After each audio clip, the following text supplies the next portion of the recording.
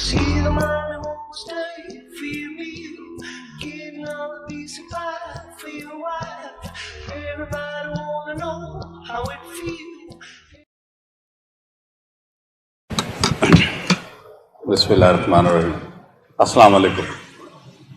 Sorry, the proceedings are starting a little late because I was called at the case at exactly 11 o'clock. और president साहब भी उसी court में मौजूद थे, वरना ये शायद से कहते कि मैं बहाना कर रहा हूँ, लेकिन इत्तेफाक से ये उधर मौजूद थे। पूरे 11 बजे केस बुलाया and we make it short of it, case हो गया अल्लाह की। और गवाही खान तनवीर साहब की। मैं थोड़ा सा अपना बैकग्राउंड बताऊं कि हाउ आई एम सीनियर। ये तनवीर साहब मेरे स्टूडेंट हैं, अजमल साहब मेरे स्टूडेंट हैं, अब्बासी साहब, ये सारे मेरे स्टूडेंट हैं। और अगर ये मेरे स्टूडेंट हैं तो आप अंदाजा लगा लें कि मैं कितना पुराना हूं।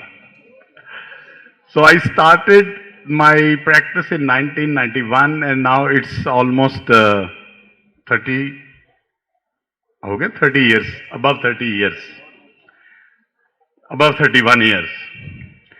और पहले तो मेरा मेन प्रैक्टिस सारी पिंडी में ही थी, लेकिन जब इस्लामाबाद हाईकोर्ट बनी तो फिर 2007 में मैं इस्लामाबाद तकरीबन शिफ्ट हो गया, लेकिन यहां भी चलता रहा सिलसिला इसी तरह। तो जब मुझे जैदी साहब ने बताया तो आई रियली फील ऑनर्ड, और आई वॉज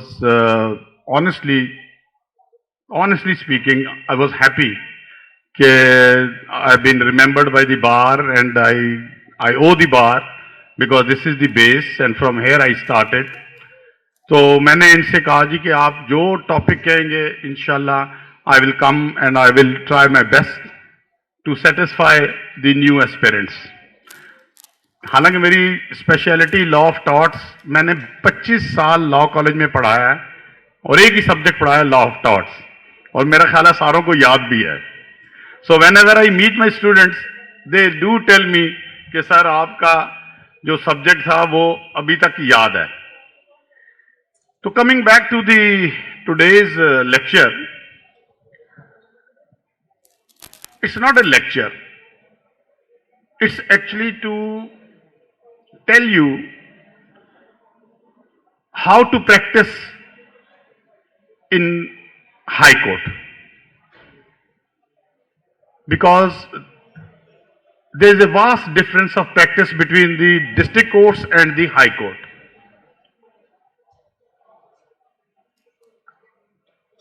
डिस्ट्रिक्ट कोर्ट एक टीवी सीरियल ड्रामा है जो 20 किस्तों पे 50 किस्तों पे चलता है।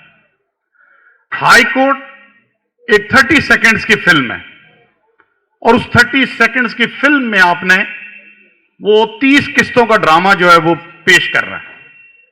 ये बेसिक फर्क है हाई कोर्ट की प्रैक्टिस और डिस्ट्रिक्ट कोर्ट की प्रैक्टिस का। जब आप इस फर्क को अंडरस्टैंड कर लेंगे तो फिर आप हाई कोर्ट में प्रैक्टिस कर सकेंगे। और अगर आप उसी टेम्पो या उसी 30 किस्तों वाले ड्रामे में हाई कोर्ट आएंगे और तैयारी भी उसी तरह करके आएंगे तो फिर कभी भी हाई कोर्ट आपको वेलकम नहीं करेगी। मेरा ये सबसे पहला आपसे एक किस्म की एक ऑब्जर्वेशन है कि हाई कोर्ट में आने के लिए this should be the pace. अब सवाल ये पैदा होता है कि ऐसी क्या चीज है जो डिस्ट्रिक्ट कोर्ट की पेस में और हाई कोर्ट की पेस में फर्क क्रिएट करती है, और वो फर्क पेस का कैसे लाया जा सकता है। अब ये है रियल जो मैं समझता हूं मूड पॉइंट इस सारी डिस्कशन का, कि कैसे इसको स्पीड अप किया जा सकता है, उस अंडरस्टैंडिंग ऑफ लॉ को जो आपकी डिस्ट्रिक्ट कोर्ट थी उसको कन्वर्ट करने के लिए हाई कोर्ट। तो आई वुड सेफली से कि the law which covers this aspect is called General Clauses Act. अब हैरान होंगे कि how and why I am making such a big statement कि क्या जनरल क्लॉजेज एक्ट इतना इंपॉर्टेंट है कि ये हमारी दो मुख्तलिफ ज्यूरिस्डिक्शंस में इतना असरअंदाज होता है कि उसका फर्क पूरा क्रिएट कर देता है। तो मैं आपको उसका एक सॉलिड प्रूफ देता हूं। सिविल प्रोसीजर कोड कब बनी सर? 1908 में। एविडेंस एक्ट कब आया? 1887 में। क्रिमिनल प्रोसीजर कोड, ये सारी कोड्स, ये सारे लॉज का जो पेरेंट लॉ है, ये आपको इंफॉर्मेशन, आई डोंट नो आपके पास है कि नहीं, लेकिन ये इंफॉर्मेशन देखें, पहली आप नोट करें। जो पेरेंट लॉ है इन सब का, that is called general clauses act, और ये आया है पहला जो आया था, आप हैरान होंगे, वो आया था 1868 में। 1868 में जनरल क्लॉजेज एक्ट बनाया गया था। क्यों? इसलिए कि बाकी कोई और कानून मौजूद नहीं था। तो इसका मतलब यह है कि यह कानून इतना इंपॉर्टेंट है कि सबसे पहले इसको बनाया गया, उसके बाद एविडेंस एक्ट, उसके बाद क्रिमिनल प्रोसीजर कोड, उसके बाद पीनल कोड, उसके बाद सारे लॉज आए। अब मुझे बताएं, ये आर्गुमेंट अट्रैक्ट करता है इस बात को जो मैंने कही थी कि जनरल क्लॉजेज एक्ट की इंपॉर्टेंस। जनरल क्लॉजेज एक्ट हर वहां मौजूद है, हर उस क्लॉज में मौजूद है जिसमें कुछ भी लिखा हुआ नहीं है। देखिए इसका नाम क्या है? General clauses act. यानी कि जहां कोई क्लॉज नहीं लिखी हुई और आपके दिमाग में एक बात आ रही है कि यह बात सही है, और वो बात है भी सही क्योंकि आप समझते हैं कि सही है, तो वहां कहीं ना कोई कानून आपको मदद करेगा। वो जो कानून मदद करता है उस लेवल पे जाके उसको कहते हैं जनरल क्लॉजेज एक्ट। यानी कि आप हर क्लॉज में इस लॉ को लगाएंगे तो आपके जो मंशा है, आपका जो आर्गुमेंट है, वो आर्गुमेंट अगले तक पहुंचेगा। सो जनरल क्लॉजेज एक्ट असल में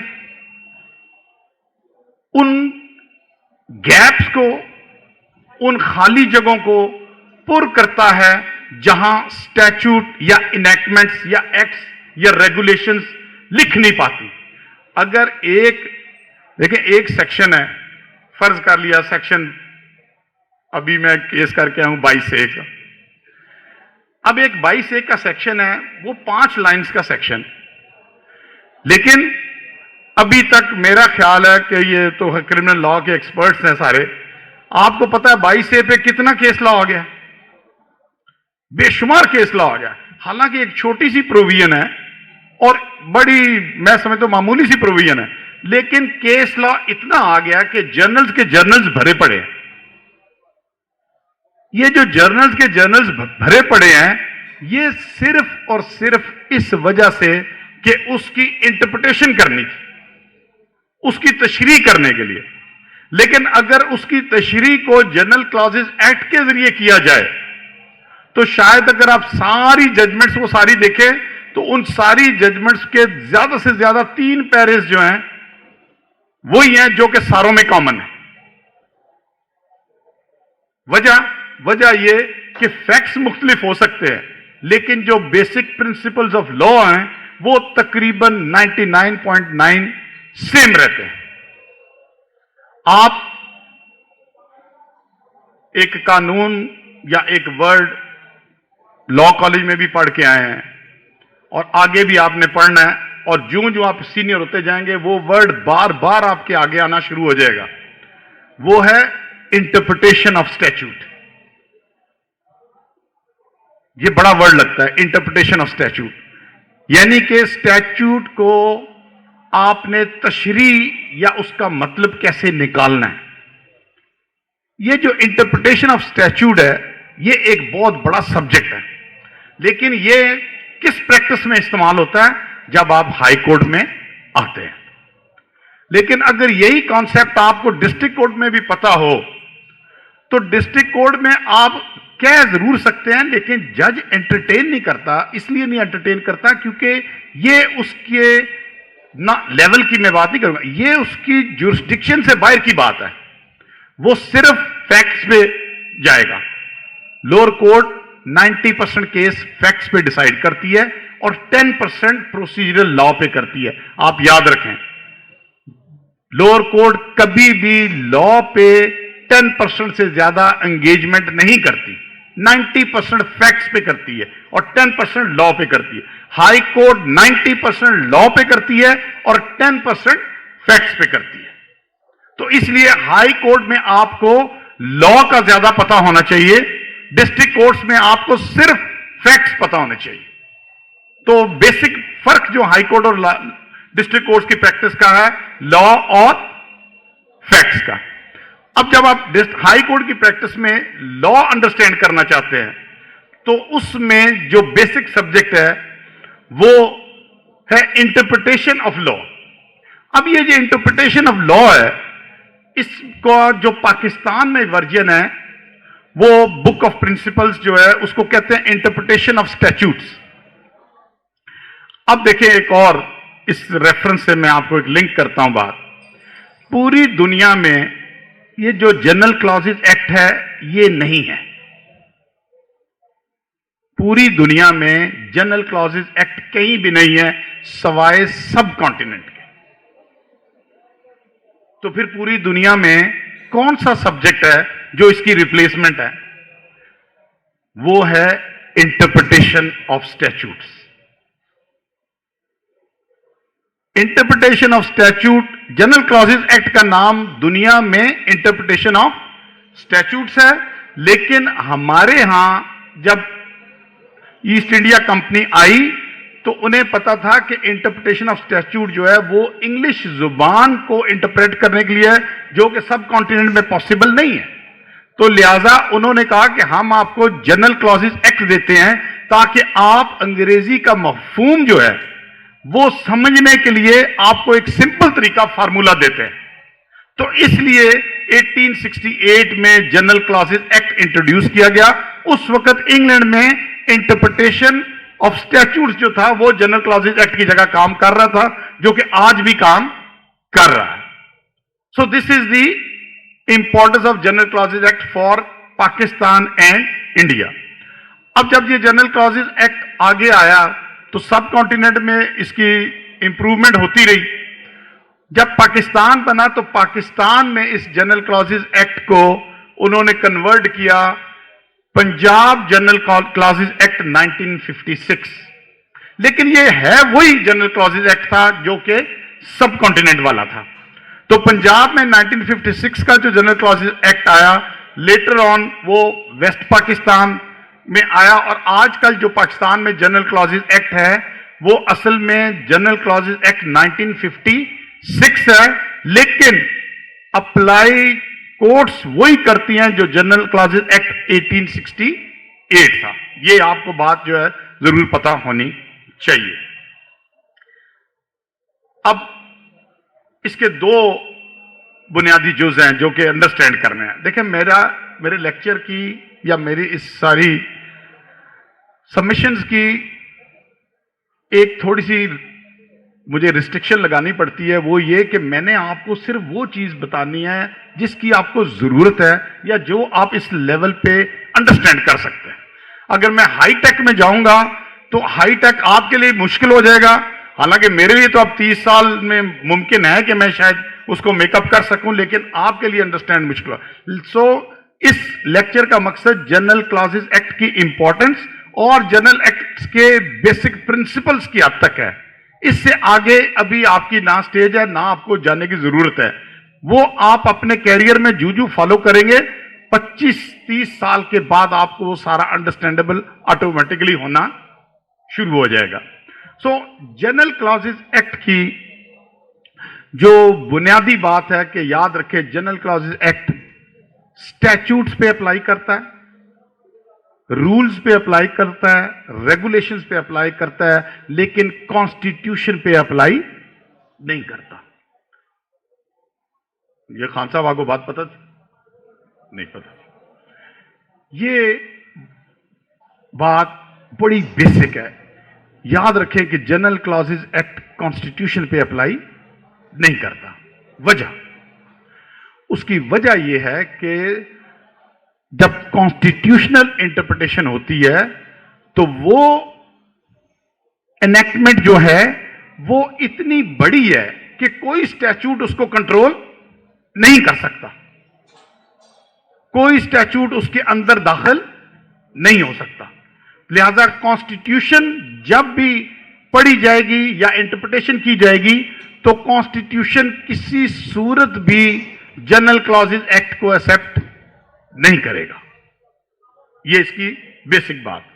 अब आ जाए कि जनरल क्लॉजेज एक्ट आपको समझाता क्या। मिसाल के तौर पे आप एक स्टैट्यूट पढ़ते हैं तो उसमें लिखा हुआ है a man shall be held responsible. तो हम तो वकील हैं, हमें तो देखें ना बहाना चाहिए कोई आर्गुमेंट निकालने का। हम कोर्ट में जाते हैं, एक औरत ने वो काम किया तो हम कोर्ट को जाके कहते हैं कि सर स्टैट्यूट में तो सीधा सीधा लिखा हुआ है कि ये मैन, तो मेरा क्लाइंट तो वुमेन है, तो लिहाजा मुझ पे तो ये ऑफेंस या ये लाइबिलिटी इस्तेमाल नहीं होती। तो जज कहेगा हाँ बात तो सही है, ये तो मैन लिखा हुआ है। तो फिर अब आप वकील हैं तो आप इसमें से कैसे निकलेंगे? फिर आप मतलब मैन लिखा होता है, आपने देखा स्टैट्यूट में मैन लिखा होता है ना, तो आप फिर इसमें से कैसे निकलेंगे? कोर्ट तो एकदम आंसर मांगती है। तो यहां से निकलने के लिए फिर आपको जनरल क्लॉजेज एक्ट में जाना पड़ता है। जनरल क्लॉजेज एक्ट आपको कहता है कि जहां मैन लिखा है वहां वुमन भी पढ़ा जाएगा। अब ये एक छोटी सी बात है, लेकिन पता तब होगा जब आपने जनरल क्लॉजेज एक्ट पढ़ा होगा। जहां ही लिखा हुआ है आप कहेंगे जी शी नहीं लिखा हुआ। देखो ना, आपका जो दूसरा वकील है वो तो एक आर्गुमेंट बिल्डअप करेगा ना, सर स्टैट्यूट में ही लिखा हुआ है तो ये तो शी है, तो शी पे कैसे अप्लाई करेगा? आप जनरल क्लॉजेज एक्ट निकालेंगे, आप उसको कहेंगे कि देखो ही और शी की डेफिनेशन में लिखा हुआ है कि ये दोनों इंटरचेंजेबल लॉ में इस्तेमाल होंगे। स्टैट्यूट में लिखा हुआ पर्सन, मैं दूसरा वकील हूं, मैं कहता हूं जी स्टैट्यूट में पर्सन लिखा हुआ है, इसका क्लाइंट जो है उसका नाम तो नजीर है, तो फिर पर्सन और नजीर में आप लिंक कैसे कर सकते हैं? स्टैट्यूट तो पर्सन मेंशन कर रहा है, आप जनरल क्लॉजेज एक्ट में जाएंगे वहां लिखा होगा कि person means whoever is responsible. आप कहते हैं जी ये जो पर्सन लिखा हुआ है इसका मतलब तो है लिविंग बीइंग, जिंदा आदमी के बारे में है, तो ये तो कंपनी है, तो इसका मतलब है ये सेक्शन इस पे अप्लाई नहीं करता। आप जनरल क्लॉजेज एक्ट में जाएंगे तो जनरल क्लॉजेज एक्ट कहेगा कि person includes the company also, कि जो कंपनी है, जो इनकॉर्पोरेटेड एंटिटी है, वो भी पर्सन की डेफिनेशन में आएगी। इसी तरह आप कहते हैं जी कि महीना 30 दिन का है, महीना 30 दिन का, लेकिन कोई महीने तो 31 दिन के भी हैं, तो ये तो फिर कंफ्यूजन है। वो कहता है कि जी इसमें तो लिमिटेशन मंथ लिखी हुई है, तो ये तो 31 महीने का है, तो 31 और 30 को रिकॉन्साइल कैसे करेंगे?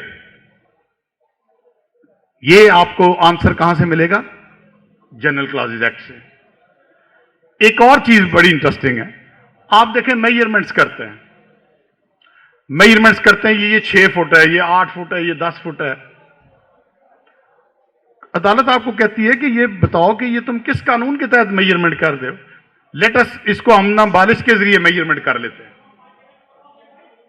अदालत भी तो करना तो मेजर ही है ना, नापना ही है, तो वो कहता है ठीक है इसको बालिश के जरिए मेजर कर लेते हैं। Why to go into feet या मीटर्स? तो फिर वहां आपको जब सवाल पूछेगा अदालत तो आपको जवाब तो देना पड़ेगा ना। वो कहेगा बताओ कहां से ये तुम कह रहे हो? You will go to General clauses Act, आप कहेंगे जी यहां लिखा हुआ है कि मेजरमेंट्स करने का ये तरीका और इस तरह ये मेजर होगा। अब ये तो बेसिक स्टार्ट है। जब आप हाई कोर्ट में आते हैं ना, तो 90% इस तरह के क्वेश्चंस आते हैं। पहला क्वेश्चन हाईकोर्ट करती है, how the petition is maintainable. पहला सवाल क्या होता है, how the petition is maintainable. दूसरा सवाल होता है कि how the court has the jurisdiction. एक सवाल किया आप पे कि मुझे बताओ पहले तुम्हारा यहां आने का राइट क्या है, मेंटेनेबिलिटी क्या है। दूसरा सवाल किया कि मुझे यह बताओ कि मेरा इख्तियार क्या है, यानी कि हाईकोर्ट दोनों का वजन आप पे डालती है। तो जब दोनों का वजन पड़ता है ना अर्जेंट केस में, तो 30 सेकेंड का टाइम होता है, इससे ज्यादा का टाइम नहीं होता। क्यों खान साहब, यही है ना, 30 सेकेंड से ज्यादा कोई जज देता है? नहीं देता। और यह भी नहीं आप कह सकते कि मैं तैयारी करके आ सकता हूं, और यह भी आप यह नहीं कह सकते कि मुझे अगली तारीख दे जिस तरह सिविल जज के पास है। तो हाई कोर्ट में गेम यहां 30 सेकेंड की शुरू होती है, मेंटेनेबिलिटी और जुरिसडिक्शन। और मैं आपको बताने लगा हूं आज कि ये जो अमर धारा है इन दोनों सवालों से निकलने का, वो है जनरल क्लॉजेज एक्ट। अगर आपने जनरल क्लॉजेज एक्ट सही तरह एक दफा देखा हुआ है तो आप इन दोनों सवालों से मार नहीं खा सकते। क्यों? इसलिए कि जब आप जो ही जनरल क्लॉजेज एक्ट को जेहन में रख के दोनों का जवाब देना शुरू करेंगे, जज समझ जाएगा कि इसने जनरल क्लॉजेज एक्ट पढ़ा हुआ है। और जो ही उसकी समझ में यह बात आएगी कि इसने जनरल क्लॉजेज एक्ट पढ़ा हुआ है, वो आपसे तीसरा सवाल कभी भी नहीं करेगा। This is how the dispensation of justice is done in high court. कि जो ही उसको आइडिया होगा कि आपने जनरल क्लॉजेज एक्ट पढ़ा हुआ है, आपसे तीसरा सवाल नहीं करेगा। अब पहले सवाल को आप देखें कि वो कहता है कि how the writ petition is maintainable. अब मेंटेनेबिलिटी में जब वो सवाल करता है तो आपको बेसिक इनडायरेक्टली वो ये पूछ रहा है कि तुम बताओ तुम्हारा वेस्टेड राइट क्या इन्फ्रिंज हुआ है। कौन सा वेस्टेड राइट क्या इन्फ्रिंज हुआ है? जब आप वेस्टेड राइट की डेफिनेशन ढूंढने शुरू होंगे तो आप किधर जाएंगे? फिर you have to go to the General clauses Act to find out what is the definition of vested right. Vested right की डेफिनेशन पे हजार किताब लिखी जा चुकी है।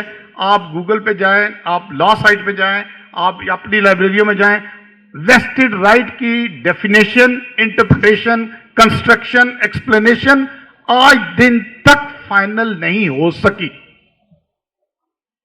आज दिन तक वेस्टेड राइट की डेफिनेशन फाइनल नहीं हो सकी, इसलिए कि ये डेफिनेशन एवोल्यूशनरी डेफिनेशन है। इसने डायनामिक रहना है, इसने रोज चेंज होना है। आपका राइट रोज चेंज होगा। मिसाल के तौर पे आप इंटरेस्टिंगली देखिए, आजकल नया ये फेसबुक, सोशल मीडिया, ये सारा, पहले तो सिर्फ चादर चार दीवारी थी, लेकिन ये तो नई गेम आ गई ना सोशल मीडिया। तो अब सोशल मीडिया के अंदर वेस्टेड राइट ऑफ प्राइवेसी रखना और उसको प्रोटेक्ट करना कानून के अंदर, उसके लिए डेफिनेटली वेस्टेड राइट की डेफिनेशन को एक्सटेंड करना पड़ता है कि जनाब मेरा वेस्टेड राइट यह भी है कि मैं घर के अंदर महफूज रहूं, लेकिन मेरा वेस्टेड राइट यह भी है कि मेरी फेसबुक भी महफूज रहे, मेरा इंस्टाग्राम भी महफूज रहो, मेरा व्हाट्सएप भी महफूज रहे, मेरा फोन भी हैक ना हो। ये भी उतने ही इंपॉर्टेंट वेस्टेड राइट्स बन गए हैं जितना कि वेस्टेड राइट चादर चार दीवारी थी। तो इसके लिए इसका मतलब यह हुआ कि वेस्टेड राइट की डेफिनेशन जो है वो कभी भी क्लोज नहीं हो सकती। वेस्टेड राइट की डेफिनेशन हमेशा आगे चलती रहेगी, बढ़ती रहेगी, बढ़ती रहेगी, लेकिन इसकी बेसिक डेफिनेशन हमेशा जनरल क्लॉजेज एक्ट में ही रहेगी और वहीं से इसकी इंप्रूवमेंट जो है वो शुरू होगी। अब जनरल क्लॉजेज एक्ट का जो कॉन्सेप्ट था ये इतना एक बेसिक्स है, और इसलिए मैं कह रहा हूं कि आपके लिए बेसिक्स है, आपको ये पढ़ना पड़ेगा कि इसकी इंटरप्रिटेशन इतनी ज्यादा होनी शुरू हो गई। मुख्तलिफ जजों ने अपनी राय देनी शुरू कर दी, मुख्तलिफ लीगल जुरिस्प्रूडेंस ऐड होनी शुरू होगी, तो इसको संभालना मुश्किल हो गया। एक एक लफ्ज जो था वो एक्सप्लेनेटरी और फिर इस जनरल क्लॉजेज एक्ट की इतनी क्या चीज जरूरी है जो कि अंडरस्टैंड करनी है। जनरल क्लॉजेज एक्ट हर वहां मौजूद है, हर उस क्लॉज में मौजूद है जिसमें कुछ भी लिखा हुआ नहीं है। देखिए इसका नाम क्या है, जनरल क्लॉजेज एक्ट, यानी कि जहां कोई क्लॉज नहीं लिखी हुई और आपके दिमाग में एक बात आ रही है कि यह बात सही है, और वो बात है भी सही क्योंकि आप समझते हैं कि सही है, तो वहां कहीं ना कोई कानून आपको मदद करेगा। वो जो कानून मदद करता है उस लेवल पे जाके उसको कहते हैं जनरल क्लॉजेज एक्ट। यानी कि आप हर क्लॉज में इस लॉ को लगाएंगे तो आपके जो मंशा है, आपका जो आर्गुमेंट है, वो आर्गुमेंट अगले तक पहुंचेगा। सो जनरल क्लॉजेज एक्ट असल में उन गैप्स को, उन खाली जगहों को पुर करता है जहां स्टैट्यूट या इनैक्टमेंट्स या एक्ट्स या रेगुलेशंस लिख नहीं पाती। अगर एक सेक्शन है, फर्ज कर लिया सेक्शन, अभी मैं केस करके आया हूं 22A का। अब एक 22A का सेक्शन है, वो 5 लाइंस का सेक्शन, लेकिन अभी तक मेरा ख्याल है कि ये तो क्रिमिनल लॉ के एक्सपर्ट्स हैं सारे, आपको पता है 22A पे कितना केस लॉ आ गया, बेशुमार केस लॉ आ गया। हालांकि एक छोटी सी प्रोविजन है और बड़ी, मैं समझता हूं मामूली सी प्रोविजन है, लेकिन केस लॉ इतना आ गया कि जर्नल्स के जर्नल्स भरे पड़े हैं। ये जो जर्नल्स के जर्नल्स भरे पड़े हैं, ये सिर्फ और सिर्फ इस वजह से कि उसकी इंटरप्रिटेशन करनी थी, उसकी तशरीह करने के लिए। लेकिन अगर उसकी तशरीह को जनरल क्लॉजेज एक्ट के जरिए किया जाए तो शायद अगर आप सारी जजमेंट्स को सारी देखें तो उन सारी जजमेंट्स के ज्यादा से ज्यादा 3 पैरेज जो हैं वही हैं जो कि सारों में कॉमन है। वजह यह कि फैक्ट्स मुख्तलिफ हो सकते हैं, लेकिन जो बेसिक प्रिंसिपल्स ऑफ लॉ हैं वो तकरीबन 99.9 सेम रहते हैं। आप एक कानून या एक वर्ड लॉ कॉलेज में भी पढ़ के आए हैं और आगे भी आपने पढ़ना है, और जो आप सीनियर होते जाएंगे वो वर्ड बार बार आपके आगे आना शुरू हो जाएगा। वो है इंटरप्रिटेशन ऑफ स्टैट्यूट। ये बड़ा वर्ड लगता है, इंटरप्रिटेशन ऑफ स्टैट्यूट, यानी कि स्टैट्यूट को आपने तशरीह या उसका मतलब कैसे निकालना है। ये जो इंटरप्रिटेशन ऑफ स्टैट्यूट है, ये एक बहुत बड़ा सब्जेक्ट है, लेकिन ये किस प्रैक्टिस में इस्तेमाल होता है, जब आप हाई कोर्ट में आते हैं।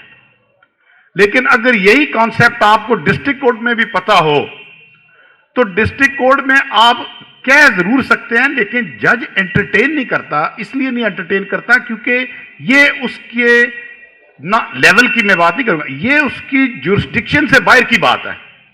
वो सिर्फ फैक्ट्स पे जाएगा। लोअर कोर्ट 90% केस फैक्ट्स पे डिसाइड करती है और 10% प्रोसीजरल लॉ पे करती है। आप याद रखें, लोअर कोर्ट कभी भी लॉ पे 10% से ज्यादा एंगेजमेंट नहीं करती। 90% फैक्ट्स पे करती है और 10% लॉ पे करती है। हाई कोर्ट 90% लॉ पे करती है और 10% फैक्ट्स पे करती है। तो इसलिए हाई कोर्ट में आपको लॉ का ज्यादा पता होना चाहिए, डिस्ट्रिक्ट कोर्ट्स में आपको सिर्फ फैक्ट्स पता होने चाहिए। तो बेसिक फर्क जो हाई कोर्ट और डिस्ट्रिक्ट कोर्ट्स की प्रैक्टिस का है, लॉ और फैक्ट्स का। अब जब आप हाई कोर्ट की प्रैक्टिस में लॉ अंडरस्टैंड करना चाहते हैं तो उसमें जो बेसिक सब्जेक्ट है वो है इंटरप्रिटेशन ऑफ लॉ। अब ये जो इंटरप्रिटेशन ऑफ लॉ है, इसका जो पाकिस्तान में वर्जन है वो बुक ऑफ प्रिंसिपल्स जो है उसको कहते हैं इंटरप्रिटेशन ऑफ स्टैट्यूट्स। अब देखिए, एक और इस रेफरेंस से मैं आपको एक लिंक करता हूं बात। पूरी दुनिया में ये जो जनरल क्लॉजेज एक्ट है ये नहीं है। पूरी दुनिया में जनरल क्लॉजेज एक्ट कहीं भी नहीं है, सवाए सब कॉन्टिनेंट के। तो फिर पूरी दुनिया में कौन सा सब्जेक्ट है जो इसकी रिप्लेसमेंट है? वो है interpretation of statutes. Interpretation of statute, general clauses act का नाम दुनिया में इंटरप्रिटेशन ऑफ स्टैट्यूट्स है, लेकिन हमारे यहां जब ईस्ट इंडिया कंपनी आई तो उन्हें पता था कि इंटरप्रिटेशन ऑफ स्टैट्यूट जो है वो इंग्लिश जुबान को इंटरप्रेट करने के लिए है, जो कि सब कॉन्टिनेंट में पॉसिबल नहीं है। तो लिहाजा उन्होंने कहा कि हम आपको जनरल क्लॉजेज एक्ट देते हैं ताकि आप अंग्रेजी का मफहूम जो है वो समझने के लिए आपको एक सिंपल तरीका फार्मूला देते हैं। तो इसलिए 1868 में जनरल क्लॉजेज एक्ट इंट्रोड्यूस किया गया। उस वक्त इंग्लैंड में इंटरप्रिटेशन ऑफ स्टैट्यूट्स जो था वो जनरल क्लॉजेज एक्ट की जगह काम कर रहा था, जो कि आज भी काम कर रहा है। So this is the importance of general clauses act for Pakistan and India. अब जब ये जनरल क्लॉजेज एक्ट आगे आया तो सब कॉन्टिनेंट में इसकी इंप्रूवमेंट होती रही। जब पाकिस्तान बना तो पाकिस्तान में इस जनरल क्लॉजेज एक्ट को उन्होंने कन्वर्ट किया पंजाब जनरल क्लॉजेज एक्ट 1956। लेकिन ये है वही जनरल क्लॉजेज एक्ट था जो कि सब कॉन्टिनेंट वाला था। तो पंजाब में 1956 का जो जनरल क्लॉजेज एक्ट आया, लेटर ऑन वो वेस्ट पाकिस्तान में आया, और आजकल जो पाकिस्तान में जनरल क्लॉजेज एक्ट है वो असल में जनरल क्लॉजेज एक्ट 1956 है, लेकिन अप्लाई कोर्ट्स वही करती हैं जो जनरल क्लॉजेज एक्ट 1868 था। ये आपको बात जो है जरूर पता होनी चाहिए। अब इसके दो बुनियादी जुज हैं जो कि अंडरस्टैंड करने हैं। देखिए, मेरे लेक्चर की या मेरी इस सारी सबमिशंस की एक थोड़ी सी मुझे रिस्ट्रिक्शन लगानी पड़ती है, वो ये कि मैंने आपको सिर्फ वो चीज बतानी है जिसकी आपको जरूरत है या जो आप इस लेवल पे अंडरस्टैंड कर सकते हैं। अगर मैं हाई टेक में जाऊंगा तो हाई टेक आपके लिए मुश्किल हो जाएगा, हालांकि मेरे लिए तो अब 30 साल में मुमकिन है कि मैं शायद उसको मेकअप कर सकूं, लेकिन आपके लिए अंडरस्टैंड मुश्किल हो। सो इस लेक्चर का मकसद जनरल क्लॉजेज एक्ट की इंपॉर्टेंस और जनरल एक्ट के बेसिक प्रिंसिपल्स की हद तक है। इससे आगे अभी आपकी ना स्टेज है ना आपको जानने की जरूरत है, वो आप अपने कैरियर में जू फॉलो करेंगे। 25-30 साल के बाद आपको वो सारा अंडरस्टैंडेबल ऑटोमेटिकली होना शुरू हो जाएगा। सो जनरल क्लॉजेज एक्ट की जो बुनियादी बात है कि याद रखें, जनरल क्लॉजेज एक्ट स्टैट्यूट्स पे अप्लाई करता है, रूल्स पे अप्लाई करता है, रेगुलेशंस पे अप्लाई करता है, लेकिन कॉन्स्टिट्यूशन पे अप्लाई नहीं करता। ये खान साहब आपको बात पता थी? नहीं पता। ये बात बड़ी बेसिक है। याद रखें कि जनरल क्लॉजेज एक्ट कॉन्स्टिट्यूशन पे अप्लाई नहीं करता। वजह, उसकी वजह यह है कि जब कॉन्स्टिट्यूशनल इंटरप्रिटेशन होती है तो वो एनेक्टमेंट जो है वो इतनी बड़ी है कि कोई स्टैट्यूट उसको कंट्रोल नहीं कर सकता, कोई स्टैट्यूट उसके अंदर दाखिल नहीं हो सकता। लिहाजा कॉन्स्टिट्यूशन जब भी पढ़ी जाएगी या इंटरप्रिटेशन की जाएगी तो कॉन्स्टिट्यूशन किसी सूरत भी जनरल क्लॉजेज एक्ट को एक्सेप्ट नहीं करेगा। ये इसकी बेसिक बात। अब आ जाए कि जनरल क्लॉजेज एक्ट आपको समझाता क्या। मिसाल के तौर पे आप एक स्टैट्यूट पढ़ते हैं तो उसमें लिखा हुआ है a man shall be held responsible. तो हम तो वकील हैं, हमें तो देखें ना बहाना चाहिए कोई आर्गुमेंट निकालने का। हम कोर्ट में जाते हैं, एक औरत ने वो काम किया तो हम कोर्ट को जाके कहते हैं कि सर स्टैट्यूट में तो सीधा सीधा लिखा हुआ है कि ये मैन, तो मेरा क्लाइंट तो वुमेन है, तो लिहाजा मुझ पे तो ये ऑफेंस या ये लाइबिलिटी इस्तेमाल नहीं होती। तो जज कहेगा हाँ बात तो सही है, ये तो मैन लिखा हुआ है। तो फिर अब आप वकील हैं तो आप इसमें से कैसे निकलेंगे? फिर आप मतलब मैन लिखा होता है, आपने देखा स्टैट्यूट में मैन लिखा होता है ना, तो आप फिर इसमें से कैसे निकलेंगे? कोर्ट तो एकदम आंसर मांगती है। तो यहां से निकलने के लिए फिर आपको जनरल क्लॉजेज एक्ट में जाना पड़ता है। जनरल क्लॉजेज एक्ट आपको कहता है कि जहां मैन लिखा है वहां वुमन भी पढ़ा जाएगा। अब ये एक छोटी सी बात है, लेकिन पता तब होगा जब आपने जनरल क्लॉजेज एक्ट पढ़ा होगा। जहां ही लिखा हुआ है आप कहेंगे जी शी नहीं लिखा हुआ, देखो ना, आपका जो दूसरा वकील है वो तो एक आर्गुमेंट बिल्डअप करेगा ना, सर स्टैट्यूट में ही लिखा हुआ है तो ये तो शी है, तो शी पे कैसे अप्लाई करेगा। आप जनरल क्लॉजेज एक्ट निकालेंगे, आप उसको कहेंगे कि देखो ही और शी की डेफिनेशन में लिखा हुआ है कि ये दोनों इंटरचेंजेबल लॉ में इस्तेमाल होंगे। स्टैट्यूट में लिखा हुआ पर्सन, मैं दूसरा वकील हूं, मैं कहता हूं जी स्टैट्यूट में पर्सन लिखा हुआ है, इसका क्लाइंट जो है वो उसका नाम तो नजीर है, तो फिर पर्सन और नजीर में आप लिंक कैसे कर सकते हैं। स्टैट्यूट तो पर्सन मेंशन कर रहा है, आप जनरल क्लॉजेज एक्ट में जाएंगे वहां लिखा होगा कि person means whoever is responsible. आप कहते हैं जी ये जो पर्सन लिखा हुआ है इसका मतलब तो है लिविंग बीइंग, जिंदा आदमी के बारे में है, तो ये तो कंपनी है, तो इसका मतलब है ये सेक्शन इस पे अप्लाई नहीं करता। आप जनरल क्लॉजेज एक्ट में जाएंगे तो जनरल क्लॉजेज एक्ट कहेगा कि person includes the company also, कि जो कंपनी है, जो इनकॉर्पोरेटेड एंटिटी है, वो भी पर्सन की डेफिनेशन में आएगी। इसी तरह आप कहते हैं जी कि महीना 30 दिन का है, महीना 30 दिन का, लेकिन कोई महीने तो 31 दिन के भी हैं, तो ये तो फिर कंफ्यूजन है।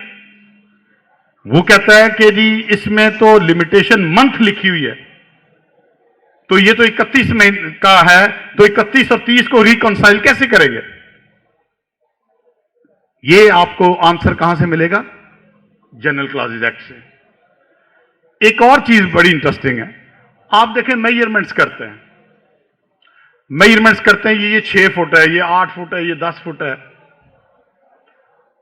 अदालत आपको कहती है कि ये बताओ कि ये तुम किस कानून के तहत मेजरमेंट कर रहे हो। लेट अस इसको हम ना बालिश के जरिए मेजरमेंट कर लेते हैं। अदालत भी तो करना तो मेजर ही है ना, नापना ही है, तो वो कहता है ठीक है इसको बालिश के जरिए मेजर कर लेते हैं। Why to go into feet या मीटर्स। तो फिर वहां आपको जब सवाल पूछेगा अदालत तो आपको जवाब तो देना पड़ेगा ना। वो कहेगा बताओ कहां से ये तुम कह रहे हो।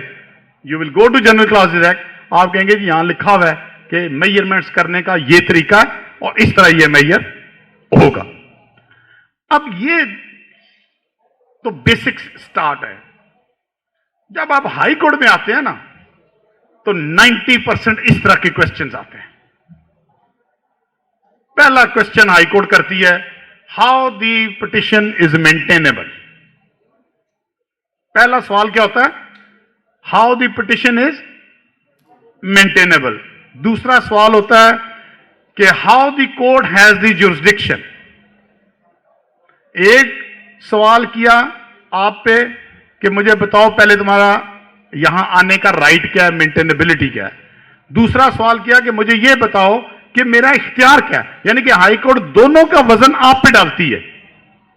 तो जब दोनों का वजन पड़ता है ना अर्जेंट केस में, तो 30 सेकेंड का टाइम होता है, इससे ज्यादा का टाइम नहीं होता। क्यों खान साहब, यही है ना, 30 सेकेंड से ज्यादा कोई जज देता है, नहीं देता। और यह भी नहीं आप कह सकते कि मैं तैयारी करके आ सकता हूं, और यह भी आप ये नहीं कह सकते कि मुझे अगली तारीख दे जिस तरह सिविल जज के पास है। तो हाई कोर्ट में गेम यहां 30 सेकेंड की शुरू होती है, मेंटेनेबिलिटी और जुरिसडिक्शन। और मैं आपको बताने लगा हूं आज कि ये जो अमर धारा है इन दोनों सवालों से निकलने का, वो है जनरल क्लॉजेज एक्ट। अगर आपने जनरल क्लॉजेज एक्ट सही तरह एक दफा देखा हुआ है तो आप इन दोनों सवालों से मार नहीं खा सकते। क्यों? इसलिए कि जब आप जो ही जनरल क्लॉजेज एक्ट को ज़हन में रख के दोनों का जवाब देना शुरू करेंगे, जज समझ जाएगा कि इसने जनरल क्लॉजेज एक्ट पढ़ा हुआ। और जो ही उसकी समझ में यह बात आएगी कि इसने जनरल क्लॉजेज एक्ट पढ़ा हुआ है, वो आपसे तीसरा सवाल कभी भी नहीं करेगा। This is how the dispensation of justice is done in high court, कि जो ही उसको आइडिया होगा कि आपने जनरल क्लॉजेज एक्ट पढ़ा हुआ है, आपसे तीसरा सवाल नहीं करेगा। अब पहले सवाल को आप देखें कि वो कहता है कि how the writ petition is maintainable. अब मेंटेनेबिलिटी में जब वो सवाल करता है तो आपको बेसिक इनडायरेक्टली वो ये पूछ रहा है कि तुम बताओ तुम्हारा वेस्टेड राइट क्या इन्फ्रिंज हुआ है। कौन सा वेस्टेड राइट क्या इन्फ्रिंज हुआ है? जब आप वेस्टेड राइट की डेफिनेशन ढूंढने शुरू होंगे तो आप किधर जाएंगे? फिर you have to go to the General clauses Act to find out what is the definition of vested right. Vested right की डेफिनेशन पे हजार किताब लिखी जा चुकी है। आप गूगल पे जाएं, आप लॉ साइट पे जाएं, आप अपनी लाइब्रेरियों में जाएं, वेस्टेड राइट की डेफिनेशन, इंटरप्रिटेशन, कंस्ट्रक्शन, एक्सप्लेनेशन आज दिन तक फाइनल नहीं हो सकी। आज दिन तक वेस्टेड राइट की डेफिनेशन फाइनल नहीं हो सकी, इसलिए कि ये डेफिनेशन एवोल्यूशनरी डेफिनेशन है। इसने डायनामिक रहना है, इसने रोज चेंज होना है। आपका राइट रोज चेंज होगा। मिसाल के तौर पे आप इंटरेस्टिंगली देखिए, आजकल नया ये फेसबुक, सोशल मीडिया, ये सारा, पहले तो सिर्फ चादर चार दीवारी थी, लेकिन ये तो नई गेम आ गया ना सोशल मीडिया। तो अब सोशल मीडिया के अंदर वेस्टेड राइट ऑफ प्राइवेसी रखना और उसको प्रोटेक्ट करना कानून के अंदर, उसके लिए डेफिनेटली वेस्टेड राइट की डेफिनेशन को एक्सटेंड करना पड़ता कि जनाब मेरा वेस्टेड राइट ये भी है कि मैं घर के अंदर महफूज रहूं, लेकिन मेरा वेस्टेड राइट ये भी है कि मेरी फेसबुक भी महफूज रहे, मेरा इंस्टाग्राम भी महफूज रहो, मेरा व्हाट्सएप भी महफूज रहे, मेरा फोन भी हैक ना हो। ये भी उतने ही इंपॉर्टेंट वेस्टेड राइट्स बन गए हैं जितना कि वेस्टेड राइट चादर चार दीवारी थी। तो इसके लिए इसका मतलब यह हुआ कि वेस्टेड राइट की डेफिनेशन जो है वो कभी भी क्लोज नहीं हो सकती। वेस्टेड राइट की डेफिनेशन हमेशा आगे चलती रहेगी, बढ़ती रहेगी, बढ़ती रहेगी, लेकिन इसकी बेसिक डेफिनेशन हमेशा जनरल क्लॉजेज एक्ट में ही रहेगी और वहीं से इसकी इंप्रूवमेंट जो है वो शुरू होगी। अब जनरल क्लॉजेज एक्ट का जो कॉन्सेप्ट था ये इतना एक बेसिक्स है, और इसलिए मैं कह रहा हूं कि आपके लिए बेसिक्स है, आपको ये पढ़ना पड़ेगा कि इसकी इंटरप्रिटेशन इतनी ज्यादा होनी शुरू हो गई। मुख्तलिफ जजों ने अपनी राय देनी शुरू कर दी, मुख्तलिफ लीगल जूरिस्प्रूडेंस ऐड होनी शुरू होगी, तो इसको संभालना मुश्किल हो गया। एक एक लफ्ज जो था वो एक्सप्लेनेटरी फैलता गया, तो फिर उस एक एक कॉन्सेप्ट जनरल क्लॉजेज एक्ट के को मुख्तलिफ सब्जेक्ट्स में ट्रांसफॉर्म किया गया। वो इतने बड़े इसके थे, मिसाल के तौर पे ये जो एविडेंस एक्ट है ये जनरल क्लॉजेज एक्ट की एक्सटेंशन है, civil procedure code general clauses act की एक्सटेंशन है, criminal procedure code general clauses act की एक्सटेंशन है, यहां तक कि फिर मजबूरन, now this is very informative, यहां तक कि मजबूरन यह सोचा गया कि इस जनरल क्लॉजेज एक्ट को किस तरह इन सारों के ऊपर दोबारा बिठाया जाए। अगर ये 18th सेंचुरी में ये फादर ऑफ द लॉ था, तो इसको किस तरह दोबारा इस सारे जुडिशियल सिस्टम के ऊपर बिठाया जाए। तो उस वक्त फिर ये कॉन्स्टिट्यूशन बनी, उस वक्त फिर कॉन्स्टिट्यूशन बनी, और ये कॉन्स्टिट्यूशन के जितने प्रिंसिपल्स हैं ये सब के सब जनरल क्लॉजेज एक्ट की एग्जैक्ट रेप्लिका है। आप हैरान होंगे कि जनरल क्लॉजेज एक्ट की सेक्शंस, जितने भी सेक्शंस हैं, जितनी भी डेफिनेशंस हैं, they are part of every universal constitution.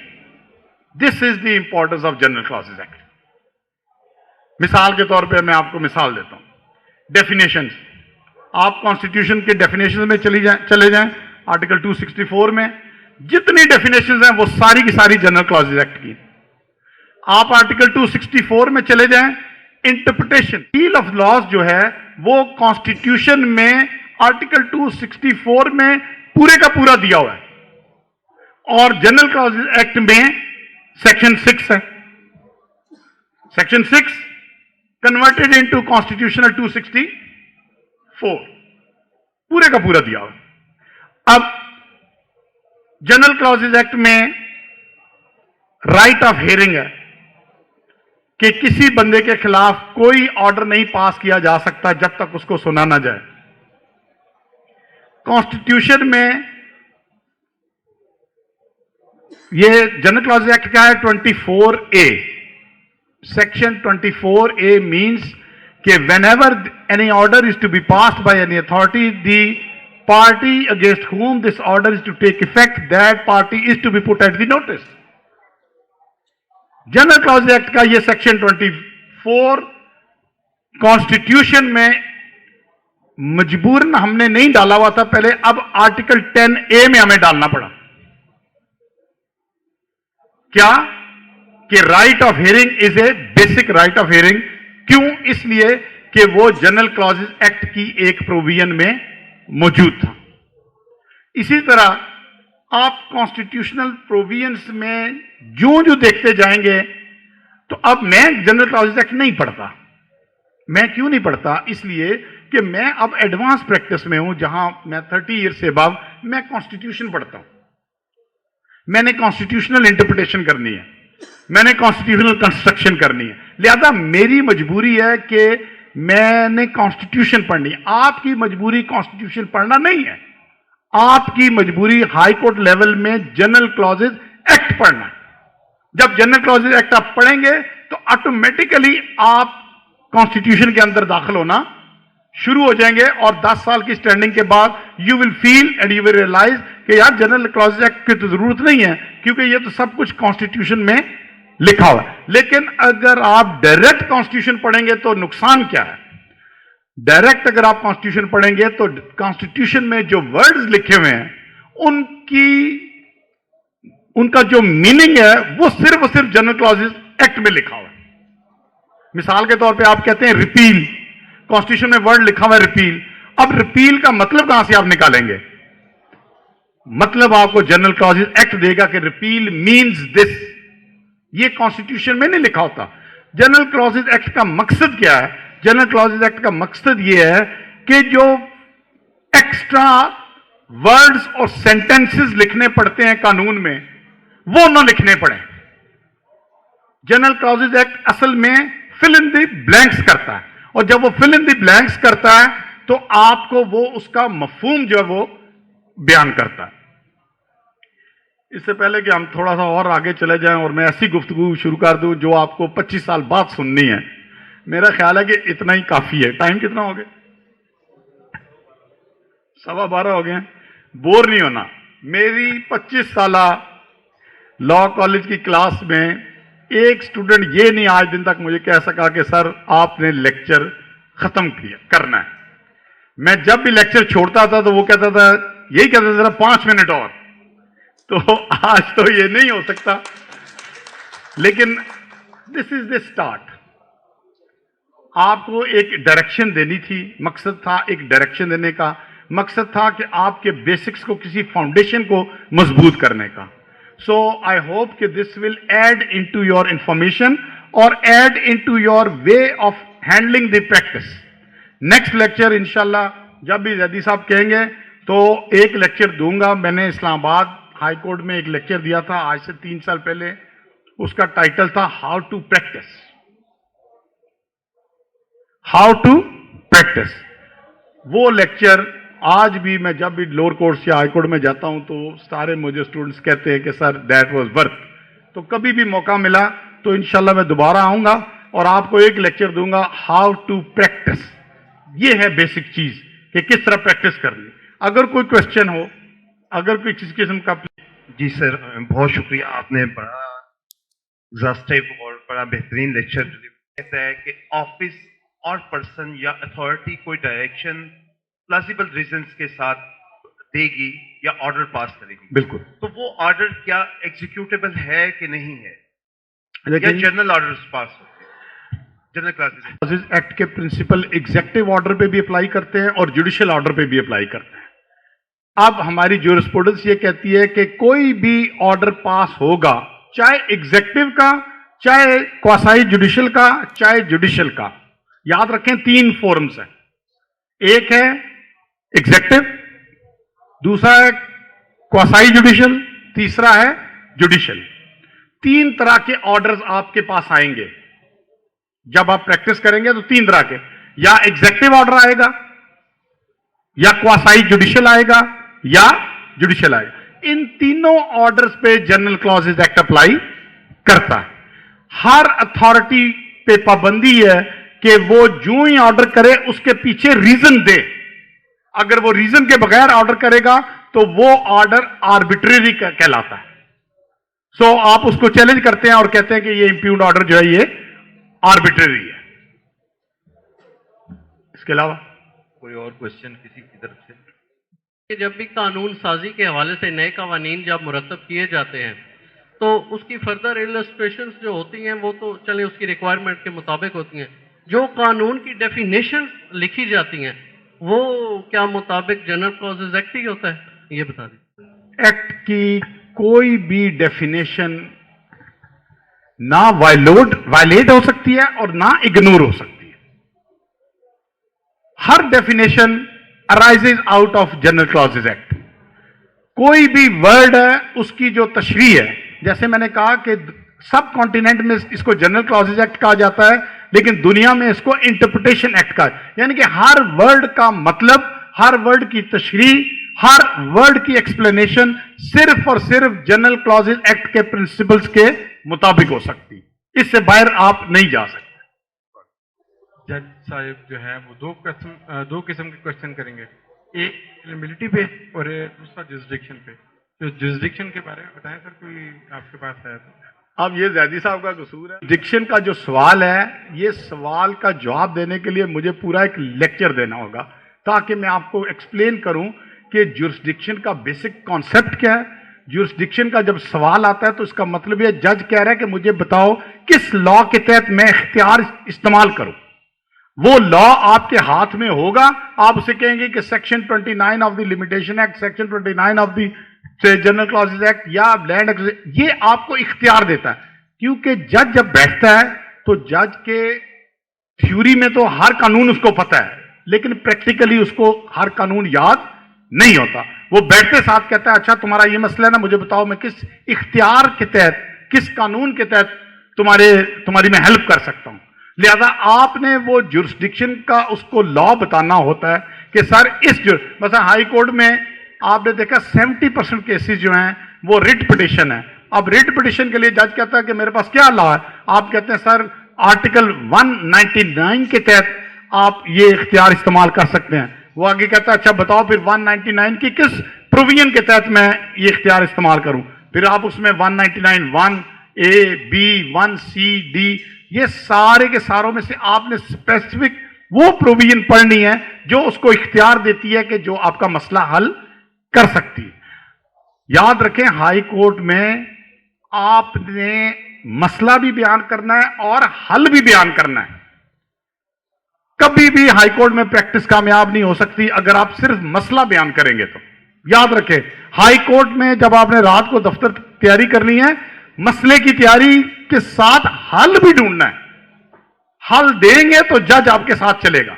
मैं आपको एक आखिरी बात बता दूं कि मुझे ये सारे बैठे हैं मेरे दोस्त, मुझे एक जमाने में कहा जाता था कि ये स्टे ऑर्डर का किंग है। मैं आपसे मजाक नहीं कर रहा। ये CNG LPG ये जितने स्टे ऑर्डर्स आप आगे पीछे आजकल सारे कर रहे हैं ना, ये सारों का सारा बिजली के केसेस, सब के सब बुनियादी केसेस और ऑर्डर्स मैंने लेके दिए हुए थे। उसकी वजह क्या थी? उसकी वजह यह थी कि मैं कोर्ट में जाके 2 लफ्जों में उनको पहले बताता था मसला क्या है और फिर मैं साथ ही उनको बताता था इसका हल क्या है। और ये 2 लफ्ज, ये मेरा क्लर्क मेरे साथ है, अब तो खैर मेरा ये एसोसिएट हो गया 15-20 साल से, तो ये आज भी मुझे कहता है कभी भी कि सर केस है कर ले। मैं अब इधर नहीं करता। तो वो मुझे कहता है, क्लाइंट कह रहा है जी, उसे कहें जी सिर्फ स्टे लेके चला जाए, तो बेशक उसके बाद वापस ना आए। तो प्रैक्टिस जो है वो सारी की सारी आपकी डिपेंड करती है पहली हियरिंग पे। हाई कोर्ट में first hearing is the main hearing. आप उसमें से निकल गए तो समझे आपकी फीस भी ठीक होगी और केस भी आपका आधे से ज्यादा ठीक हो गया। इस एक्ट में एक वर्ड जो डिफाइन हुए और इसके अलावा हर स्टैट्यूट की एक इंटरप्रिटेशन क्लॉज होती है, और अगर उस इंटरप्रिटेशन क्लॉज में कोई वर्ड जो सा है उसको डिफाइन किया गया, बट उसको वो और जो जनरल क्लॉजेज एक्ट में वर्ड डिफाइन है वो कॉन्फ्लिक्ट करते हैं एक दूसरे को, तो फिर कंस्ट्रक्शन ऑफ स्टैट्यूट में कौन सा प्रिवेल करें? रखें स्पेशल लॉ ऑलवेज प्रिवेल। क्या जी? Special law always prevail. जहां किसी वर्ड की स्पेशल डेफिनेशन दी गई है तो वो स्पेशल डेफिनेशन प्रिवेल करेगी ऑन दी जनरल डेफिनेशन। ये एक सेटल्ड प्रिंसिपल है। वो इसलिए डेफिनेशन दी जाती है स्पेशल, क्योंकि उसने इसमें से निकलना होता है। अगर इसी के अंदर रहना हो तो स्पेशल की जरूरत ही ना पेश है। देखिए ना, रैशनैलिटी है। रैशनैलिटी ये है क्योंकि इसकी से निकलना है या इसको एक्सटेंड करना है, तो इसलिए इसको कहा जाता है कि जी ये स्पेशल डेफिनेशन दी जा रही है। वरना अगर जनरल रखनी होती तो फिर इसी को चलने देते।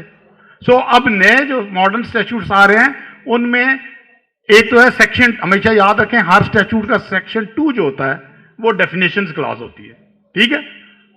अब उसके साथ एक बाकायदा, क्योंकि केस लॉ में ये बहुत बड़ी प्रॉब्लम आ रही थी कि डेफिनेशंस को एक्सप्लेनेशन करने के लिए, इंटरप्रेट करने के लिए बहुत ज्यादा जजों को जोर लगाना पड़ रहा था। तो अब उन्होंने क्या किया है कि डेफिनेशंस के साथ एक डेफिनेशंस का अलग चैप्टर दे देते हैं कि भी ये डेफिनेशन इस हद तक अप्लाई होनी है, इससे आगे ये नहीं जाएगी, क्योंकि ये स्पेशल लॉ के लिए आई है और स्पेशल लॉ तक ही रुकेगी। आप ये नहीं कि ये स्पेशल डेफिनेशन उठा के किसी और लॉ के अंदर लेके चले जाए। हेलो जी सर, ये क्वेश्चन है मेरा सेक्शन 16 और सेक्शन 21 पे, जो जनरल क्लासेस एक्ट का है 1970 का। Sir, power to appoint include power to suspend dismiss, उसी के साथ सेक्शन 21 है। तो थोड़ा सा इसको जरा एक्सप्लेन कर दीजिएगा, क्योंकि बाकी सेक्शन को आपने देखिए एक्सप्लेन नहीं किया। Power to change an order, power to modify an order, ये जनरल क्लॉजेज का एक हिस्सा है जिसके तहत कोई अथॉरिटी जो ऑर्डर पास करती है वो उसको वेरी भी कर सकती है, मॉडिफाई भी कर सकती है और चेंज भी कर सकती है। ये आपने देखा होगा कि अक्सर सिविल जज या इवन हाई कोर्ट आपसे कहती है कि मैं कैसे कर सकता हूं, क्योंकि मैंने तो ऑर्डर पास कर दिया। तो उसमें आके आपने कहना होता है कि सर अगर तो आपने किया है जुडिशियल ऑर्डर, क्या जुडिशियल ऑर्डर, फिर तो आप इसको हाथ नहीं लगा सकते। लेकिन अगर ये क्वासाई जुडिशियल ऑर्डर है और अगर ये order relating to the administration side है या मिनिस्ट्रियल साइड है, तो फिर आप इसको चेंज भी कर सकते हैं, मॉडिफाई भी कर सकते हैं और वेरी भी कर सकते हैं। यहां आके आपकी वकालत चलती है। जब आप जज को ये कहेंगे सर आप देखें आपका ऑर्डर क्या है, अगर तो इसमें जुडिशियल का कोई एलिमेंट है, बस दूसरी पार्टी मौजूद थी, तो फिर आप इसको तब्दील नहीं कर सकते। लेकिन सर दूसरी पार्टी मौजूद ही नहीं थी तो ये जुडिशियल ऑर्डर तो नहीं था, आप इसको चेंज भी कर सकते हैं। आप मुझे बताएं जज इससे निकल सकता है? नहीं निकल सकेगा। मिसाल के तौर पे हाईकोर्ट में हमारी पिटीशन डिसमिस हो जाती है। अब जब हम रेस्टोरेशन देते हैं तो रेस्टोरेशन में जज को हम कहते हैं कि सर इसको रिस्टोर करें। जज कहता है मैं नोटिस देने लगा हूं। मैं उसे कहता हूं नहीं नहीं नहीं, नोटिस की जरूरत नहीं है, क्योंकि जब ये मेरी डिसमिस हुई थी उस वक्त दूसरी पार्टी मौजूद नहीं थी, लिहाजा आप ये जुडिशियल ऑर्डर नहीं है, लिहाजा आप बगैर नोटिस दिए इसको रिस्टोर कर सकते हैं। तो वो उसी वक्त रिस्टोर कर देता है। लेकिन अगर नोटिस दिया होता, दूसरी पार्टी मौजूद होती और डिसमिसल होती, तो फिर अगर मैं रेस्टोरेशन फाइल करता तो वो कहता कि जब तक मैं दूसरे बंदे को नहीं सुनूंगा मैं ये रिस्टोर नहीं करूंगा। लिहाजा इस देखिए सेक्शन 21 मैंने यही कहा कि ये जो सेक्शंस हैं ये आहिस्ता आहिस्ता समझ आएंगे। हर सेक्शन के अंदर देखें हजारों तोजियात हैं, हर एक में इंटरप्रिटेशंस के डिफरेंट लेवल है। जो जो आपका ज़हन हमसे ज्यादा इंशाल्लाह तेज चलेगा, आप हमसे ज्यादा एडवांस इंटरप्रिटेशंस करेंगे। हम समझते हैं कि हम शायद पिछलों से ज्यादा एडवांस कर रहे हैं, आप हमसे भी ज्यादा एडवांस करेंगे क्योंकि आपका एक्सपोजर जो है वो हमसे ज्यादा हो चुका होगा। सलमान साहब पूछ रहे थे कि डेफिनेशन क्लास भी है। डेफिनेशन क्लास में हम पहले देखेंगे कि अगर कोई चीज़ डिफाइन है तो उस स्पेसिफिक स्टैट्यूट के लिए हम उसका वही मतलब लेंगे। अब एक सर वर्ड है या फ्रेज है जिसका उस स्टैट्यूट की डेफिनेशन क्लास या इंटरप्रिटेशन क्लास में वो डिफाइन नहीं है। अब बाकी रूल्स ऑफ किसी क्लास को या किसी वर्ड को इंटरप्रेट करने के लिए there are number of rules of interpretation, literal interpretation या जिस तरह से भी। तो अगर हम स्ट्रेट अवे फिर जनरल क्लासेस एक्ट में चले जाएंगे या कोई स्पेसिफिक एनेबलिंग प्रोविजन होगी उसमें कि अगर यहाँ से इसका मतलब नहीं क्लियर तो जनरल क्लासेस एक्ट में जाना है, या स्ट्रेट अवे हम खुद ही जनरल क्लासेस एक्ट में चले जाएंगे? देखिए, इंटरप्रिटेशन आप इस्तेमाल करते हैं तो इंटरप्रिटेशन का मतलब यह है कि आपने उसका मतलब वाज़िया करना है। अब मतलब वाज़िया करने के जो भी टूल्स आपके पास हैं, असल में तो वकालत वही है ना, वरना क्लाइंट और आप में क्या फर्क है? आपने 2 किताबें पढ़ी हुई हैं, वरना समझ तो उसको आपसे ज्यादा है, केस वो आपसे ज्यादा समझता है। आपके पास क्या प्रोफेशनल की क्वालिफिकेशन है कि आपने वो किताबें या वो टूल्स पढ़े हुए। अगर मसलन एक डेफिनेशन जो है वो उसको कैटर नहीं कर रही, आप किधर जाते हैं? आप पीएलडी में चले जाते हैं, ठीक है नहीं? अब जब पीएलडी में आप जाते हैं तो पीएलडी आपको बार बार जो लॉ रेफर कर रही होगी वो स्टैट्यूट रेफर कर रही होगी, लेकिन उस स्टैट्यूट की जो स्पिरिट है वो जनरल क्लॉजेस एक्ट से आ रही होगी। अब यहां आके आपकी एडवोकेसी चलती है कि how you built up the argument. याद रखें, हम सब वकील, हमारी सारी क्वालिफिकेशंस बराबर हैं। जो हम सबको एक दूसरे से फर्क क्रिएट करेगी वो हमारी individual ability to understand, to interpret and to explain to the जज। बहुत अच्छे वकील बैठे हुए हैं, बहुत अच्छे, लेकिन जब वो रोस्ट्रम पे आते हैं तो वो एक्सप्लेन नहीं कर सकते। सो ये कोई खाली वकालत किताब पढ़ने का नाम नहीं है। वकालत किताब पढ़ के अगले को एक्सप्लेन करने का नाम भी है। ये आपको पता है ना कि ये बेसिक चीज है कि जब तक आपकी ओरेटरी नहीं होगी सही, उस वक्त तक मुकम्मल, और मैं समझता हूं वकील तो बन ही सकता है लेकिन कामयाब वकील नहीं बन सकता। और उस ओरेटरी के लिए एक बात मेरी याद रखें, ये लास्ट बात है जो मैं आपसे कहना चाह रहा हूं। इस सारी चीज को सीखने का तरीका क्या है? फिर ये जितना मैंने लेक्चर दिया है या जितना मैं ये कह रहा हूं कि सारा, इसको करने का फिर समझने का तरीका क्या है? तरीका मौजूद है। और मैं आपको बताऊं कि ये जो गोल्डन मैं आपको ये जो देने लगा हूं ना हिंट, ये अगर आप रखेंगे याद तो 10 साल बाद यकीनन अगर मैं इर्द गिर्द हुआ तो आप मेरे पास आके कहेंगे कि आपने बात सही की। ब्रदरम, इसका सिर्फ एक ही हल है और वो है जर्नल पढ़ना। अगर आप PLD, CLC, MLD, supreme court monthly review अगर आप महीने का आता है, आपके पास टाइम है, हमारे पास टाइम नहीं है, आपके पास टाइम है। इस टाइम को यूटिलाइज करने का तरीका सिर्फ और सिर्फ वकालत में एक ही पॉसिबल है जो आपको रिजल्ट दे सकता है, वो है जर्नल पढ़ना। अगर आप पीएलडी पढ़ते हैं, पूरी 12 पीएलडी आती हैं 12 महीनों में, अगर आपने 12 पीएलडी पढ़ी हैं तो आप यकीन करें 1 साल बाद आप मुकम्मल वकील होकर निकलेंगे। जर्नल पढ़ने के अलावा कोई शॉर्टकट नहीं है वकील बनने के लिए। जितना मर्जी आप लेक्चर करें, जितना मर्जी आप इधर उधर पढ़ें, जब तक आप जर्नल्स नहीं पढ़ेंगे, पीएलडी, सीएलसी नहीं पढ़ेंगे, उस वक्त तक आपका ना फहम खुलेगा, ना वोकैबुलरी बढ़ेगी, ना आप लिखवा सकेंगे और ना ही जज को एक्सप्लेन कर सकेंगे। सो ब्रदर, आज का जो गोल्डन जो जुमला है वो ये है कि अगर वकील बनना है तो ये याद रखना, जर्नल पढ़े बगैर वकील नहीं बना जा सकता। Thank you very much.